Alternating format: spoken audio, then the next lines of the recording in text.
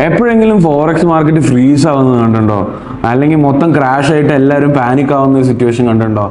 Literally അത് സംഭവിച്ചു. നമുക്ക് അതിനെക്കുറിച്ച് നോക്കാം. ഇപ്പോൾ എൻ്റെ ചാർട്ടിനകത്ത് നിങ്ങൾക്ക് കാണാം, TVCനകത്ത് ഒരു ഡാറ്റ കാണുന്നുണ്ട്. When I switch to tick mill it's an entirely different chart. എനിക്ക് ഓൺ ഫെക്സ് ഓപ്പൺ അത് ഡിഫറൻസ് ആണ്. OANDയിൽ കാണുന്നുണ്ട്, forex.com കാണുന്നുണ്ട്.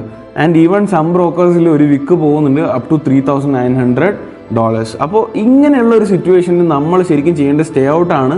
ഇത് എന്തുകൊണ്ട് സംഭവിച്ചു നമുക്കിപ്പോൾ നോക്കാം. അപ്പോൾ എല്ലാ മാർക്കറ്റിലും millions and millions of orders every സെക്കൻഡിൽ എക്സിക്യൂട്ട് ചെയ്യുന്നുണ്ടാവും. അപ്പോൾ ഈ ബയേഴ്സ് കാണും, സെല്ലേഴ്സ് കാണും, ഇൻസ്റ്റിറ്റ്യൂഷൻസ് ഉണ്ട്, ഈ പറയുന്ന എക്സ്പേർട്ട് അഡ്വൈസേഴ്സ് ഉണ്ട്. ഇതേപോലെ തന്നെ huge newses and panic situation വരുമ്പോൾ വീണ്ടും ഇതിൻ്റെ നമ്പർ ഓഫ് ഓർഡേഴ്സ് കൂടും. പക്ഷേ ഈ സിസ്റ്റം ഇത് ഹാൻഡിൽ ചെയ്തില്ല.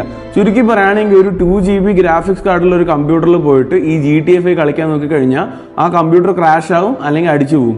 അതന്നെയാണ് ഇന്നലെ മാർക്കറ്റിൽ സംഭവിച്ചിട്ടുള്ളത്. അപ്പോൾ ഈ പറയുന്ന കമ്പ്യൂട്ടർ ഓവർലോഡഡ് ആയിക്കഴിഞ്ഞാൽ പ്രൈസസ് അപ്ഡേറ്റഡ് ആവില്ല, ഈ പറയുന്ന ബയേഴ്സും സെല്ലേഴ്സും തമ്മിലുള്ള ഓർഡേഴ്സ് മാച്ച് ആവുന്നുണ്ടാവില്ല.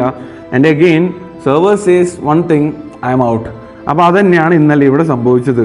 അപ്പം നമ്മൾ ഈ പറയുന്ന സിസ്റ്റം കറക്റ്റ് ആയിട്ടുള്ള ഒരു പ്രൈസ് കാണിച്ചില്ല എന്നുണ്ടെങ്കിൽ what we must do, we must just stop trading. അപ്പോൾ വെൻ ഇൻ ഡൗട്ട് നമ്മൾ എന്നും ചെയ്യാറില്ല എന്താണ്, we just zoom out, we go to the higher time frame. അതുപോലെ when the market stops we have to stay out. അപ്പോൾ ഇതേപോലെ informative ആയിട്ടുള്ള വീഡിയോസിന് do follow.